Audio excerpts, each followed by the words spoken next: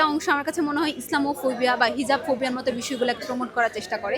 তো সেটা শিবিরের আদর্শিক মতবাদের সাথে কিছুটা মিলে যাওয়াতে এটা তাদের উপর চালায় দেওয়াটা একটু সহজ। ছাত্র শিবির যে মোটো নিয়ে আগাতে চেয়েছে ইনক্লুসিভ প্যানেল করার এবং সকলের অংশীদারিত্ব রেখে কাজ করার যে মোটো নিয়ে তারা সামনে আগানোর কথা আমার সাথে রেখেছে, আমি সেখানে সম্মতি দিয়েছি। আমার কাছে মনে হচ্ছে যে আমি নিজেও আসলে এরকম একটা ছাত্র সংসদ চাই। তো ওভাবে সাংগঠনিকভাবে হয়তো যুক্ত হওয়ার সম্ভাবনা নেই, কিন্তু একসাথে কাজ করবো ইনশাল্লাহ। প্রত্যেকটা প্যানেল থেকেই নারীদের বিরুদ্ধে এই বুলিংয়ের জন্য কথা বলা হচ্ছে, স্টেপ নেওয়া হচ্ছে। একটা দীর্ঘ সময় ছাত্র শিবির রাজনীতির মাঠে অনুপস্থিত ছিল, থাকতে হয়েছে, বাধ্য করা হয়েছে থাকার জন্য।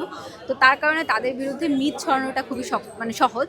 আমার কাছে মনে হয়েছে যে এটা তো চাকসু নির্বাচন, স্টুডেন্টের প্রতিনিধি নির্বাচন। তাহলে আমি যদি স্বতন্ত্রভাবে নির্বাচনও করতাম, কোনো না কোনো প্যানেলের অংশ হতাম। তো সেই জায়গা থেকে আমার কাছে মনে হয়েছে কোন প্যানেল সাংগঠনিকভাবে শক্ত এবং সুশৃঙ্খল, আমি তাদেরকে নির্বাচন করার চেষ্টা করেছি, তাদের সাথে যুক্ত হয়েছি এবং একই সাথে আমার যে ডিজায়ার্ড পোস্ট সেটা যাদের সাথে আমার অ্যালাইন করেছে বেশি, আমি সেখানে গিয়েছি। এবং দ্বিতীয়ত হচ্ছে ছাত্র শিবির যে মোটো নিয়ে আগাতে চেয়েছে ইনক্লুসিভ প্যানেল করার এবং সকলের অংশীদারিত্ব রেখে কাজ করার যে মোটো নিয়ে তারা সামনে আগানোর কথা আমার সাথে রেখেছে, আমি সেখানে সম্মতি দিয়েছি। আমার কাছে মনে হচ্ছে যে আমি নিজেও আসলে এরকম একটা ছাত্র সংসদ চাই যেখানে সবার অংশীদারিত্ব থাকবে। সো আসলে ওই জায়গাতে মিলে যাওয়াতেই মূলত ছাত্র শিবির সাথে আমার যুক্ত হওয়া। দেখেন, এটা তো ছাত্র শিবির, ছাত্রীদের তো কোনো অংশগ্রহণ নেই। তবে ছাত্র শিবির তো আসলে ছাত্রদের নিয়ে কাজ করে। তো ছাত্রদের বলতে বর্তমানে পুরো বিশ্ববিদ্যালয় নিয়ে কাজ করবে যদি ছাত্র সংসদে নির্বাচিত হয়। তো সেই জায়গা থেকে আমি নিজেও ছাত্রছাত্রীদের নিয়ে কাজ করতে আগ্রহী। তো সেই জায়গা থেকে হয়তো বা পথে কখনো দেখা হয়ে যেতে পারে, একই পথেই যেহেতু আমরা যাত্রী। সো ওভাবে সাংগঠনিকভাবে হয়তো বা যুক্ত হওয়ার সম্ভাবনা নেই, কিন্তু একসাথে কাজ করবো ইনশাল্লাহ। শিকার হয়েছি এবং একই সাথে এখনও এটা চলমান। তবে আমার কাছে মনে হয় যে যেহেতু আমরা একটা ভালো পজিটিভ সাইড দেখতে পাচ্ছি, যেমন আমরা দেখবেন যে প্রত্যেকটা প্যানেল থেকেই নারীদের বিরুদ্ধে এই বুলিংয়ের জন্য কথা বলা হচ্ছে, স্টেপ নেওয়া হচ্ছে।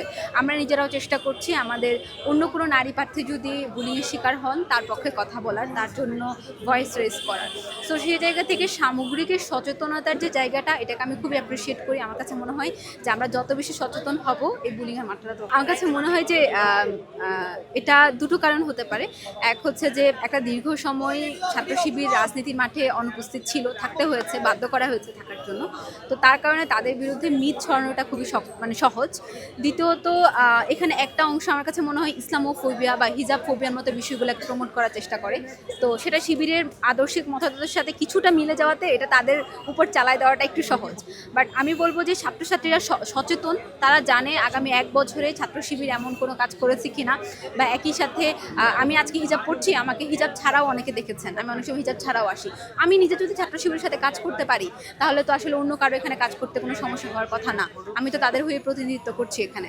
তো সেই জায়গা থেকে শিবির যখন ইনক্লুসিভ প্যানেলের কথা বলে, এখানে একজন হিন্দু ভাইও আছেন আমাদের, এখানে হচ্ছে একজন শারীরিক প্রতিবন্ধী ভাইও আছেন। তো সেই জায়গা থেকে ইনক্লুসিভ প্যানেলে কাউকে বাদ দেওয়ার সুযোগ নেই।